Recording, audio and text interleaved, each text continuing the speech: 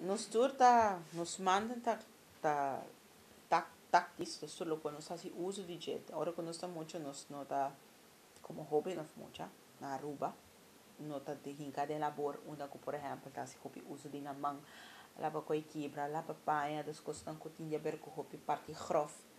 Pero uma vez que é jovem, muito aqui vira jovem, e começa a virar adulto, e tá começa a ter responsabilidade na de vida diária de maneira adulto, isso humana tá gasta. Mas quando nós voa tá gasta, nos cabeta, vira chinichi, das maneira de segundo quando está crescendo, nos corpo tá acaba, e se a pessoa que está cega, se o processo é que queremos quando não me rende nada.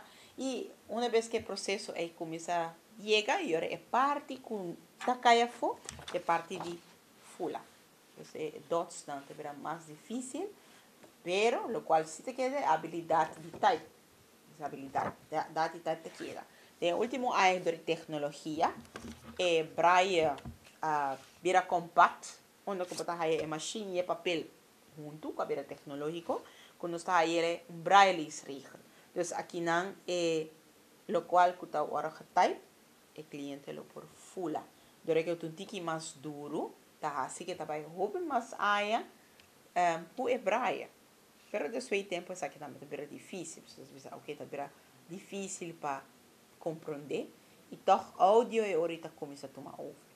Então, de começo nós tá curva de sim é muita, para ter balance, para não somente rely dia áudio, pero para ter braia também para por aguantar o ouvido mais largo, porque se você o ouvido, cada momento o ouvido também está fazendo desgaste.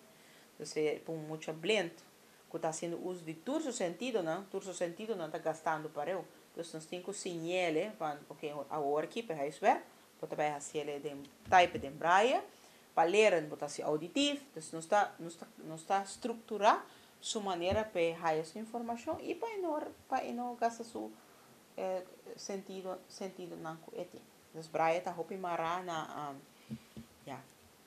pessoa é muita mais, mas também com o balance de uso de tu usa turbo sentido não para